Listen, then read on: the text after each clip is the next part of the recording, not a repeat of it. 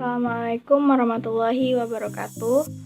Perkenalkan, nama saya Cici Amelia, jurusan Ilmu Hukum kelas D, Universitas Islam Negeri Sultan Syarif Kasim Riau. Baiklah, saya di sini akan menjelaskan mengenai konseptualisasi hak asasi manusia. Konseptualisasi hak asasi manusia ini terbagi menjadi 3 macam. Yang pertama, hak asasi manusia perspektif Barat, yang kedua hak asasi manusia perspektif Islam, dan yang ketiga adalah hak asasi manusia perspektif konstitusi Indonesia. Di dalam aturan normatif konstitusional Indonesia terdapat berbagai variasi tentang konstitusi yang pernah berlaku di Indonesia. Yang pertama yaitu hak asasi manusia dalam Undang-Undang Dasar 1945. Di Indonesia, perumusan hak asasi manusia sudah ada jauh sebelum Indonesia merdeka. Tradisi-tradisi kerajaan di setiap daerah di masa lalu merupakan ide dan praktek yang dapat kita jadikan sebagai bentuk penghormatan terhadap hak asasi manusia yang cukup maju di zamannya. Ketika perumusan hak asasi manusia dalam rumusan Undang-Undang 1945 dibahas, ide tentang HAM dilihat sebagai cerminan pandangan Barat atau pemikiran Barat, yang dimana pandangan Barat tersebut bersifat individualitas.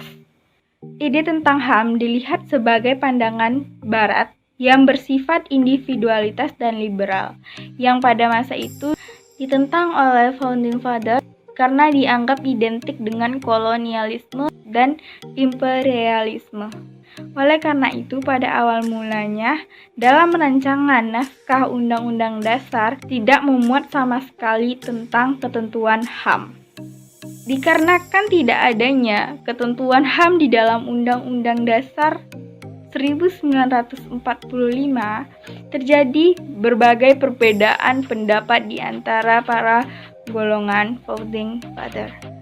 Karena adanya perbedaan pendapat tersebut, kemudian Founding Father melakukan kompromi tentang hak asasi manusia yang akan dimasukkan ke dalam Undang-Undang Dasar 1945. Dari hasil kompromi tersebut, maka berhasillah dimasukkan ketentuan HAM ke dalam Undang-Undang Dasar 1945. Tetapi ketentuan HAM tersebut dimuat secara terbatas di dalam Undang-Undang Dasar 1945. Yaitu ketentuan HAM tersebut hanya dimuat sebanyak 7 pasal di dalam Undang-Undang 1945. Dan berikut penjelasannya.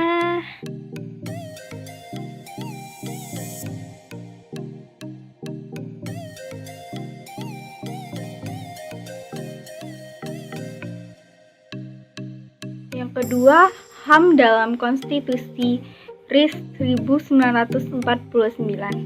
Di dalam Konstitusi RIS 1949, pengaturan tentang HAM terdapat di dalam bagian 4, yaitu yang berjudul Hak-hak dan kebebasan-kebebasan dasar manusia.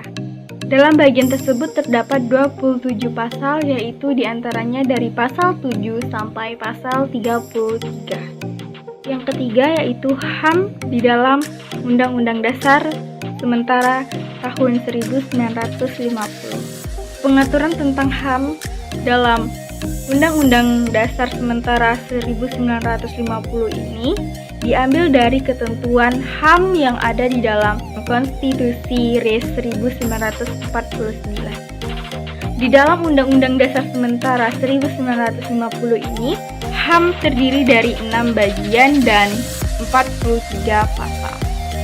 Dari 3 undang-undang yang berlaku selama sejarah kemerdekaan Indonesia, menurut Adnan Buyung Nasution, negara Indonesia pernah memuat undang-undang dasar yang memiliki pasal-pasal tentang HAM yang jauh lebih lengkap daripada UDHR atau DUHAM, yaitu Undang-Undang Dasar sementara tahun 1950.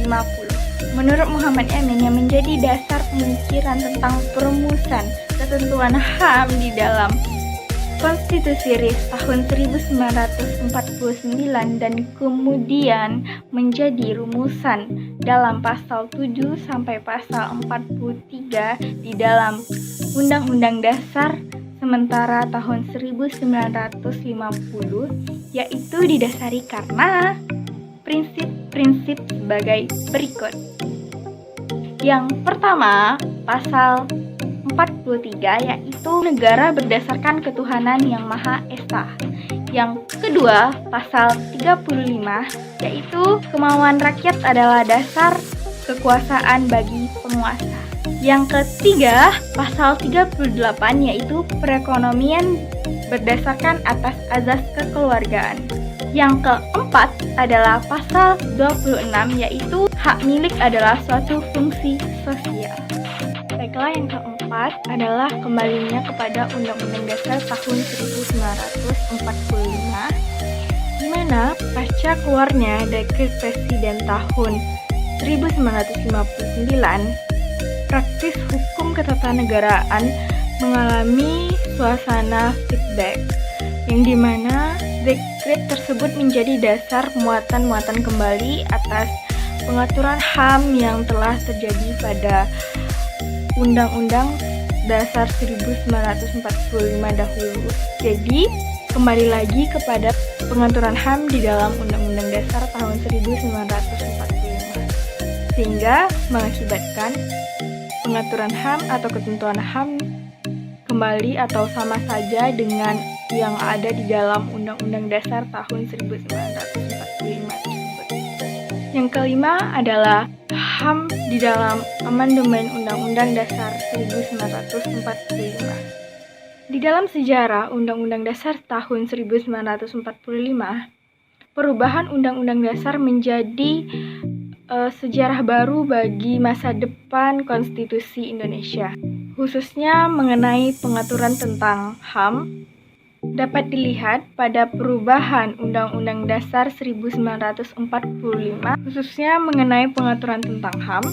Perubahan ini dapat dilihat pada perubahan kedua amandemen Undang-Undang Dasar 1945 di tahun 2000. Perubahan dan kemajuan yang signifikan terjadi pada pengaturan HAM, yaitu pengaturan HAM dibuat ke dalam bab tersendiri, yaitu bab hak asasi manusia yang dimulai dari pasal 28A sampai dengan pasal 28J. Baiklah, berdasarkan dari seluruh konstitusi yang ada di Indonesia, dapat dikatakan bahwa konseptualisasi HAM di Indonesia sudah mengalami proses yang serius dan panjang. Pentingnya pengaturan HAM dalam konstitusi menggambarkan komitmen yang kuat atas upaya penegakan hukum HAM tersebut. Selain itu, beragamnya muatan tentang HAM dalam konstitusi secara maksimal sudah diupayakan untuk mengakomodasi kebutuhan perlindungan HAM, baik itu secara pribadi, masyarakat, dan sebagai warga negara Indonesia. Baiklah, hanya itu yang dapat saya sampaikan dan saya jelaskan, dan apabila ada kekurangan, salah kata, dan ada yang kurang jelas, saya mohon maaf. Wabillahi taufiq wal hidayah. Wassalamualaikum warahmatullahi wabarakatuh.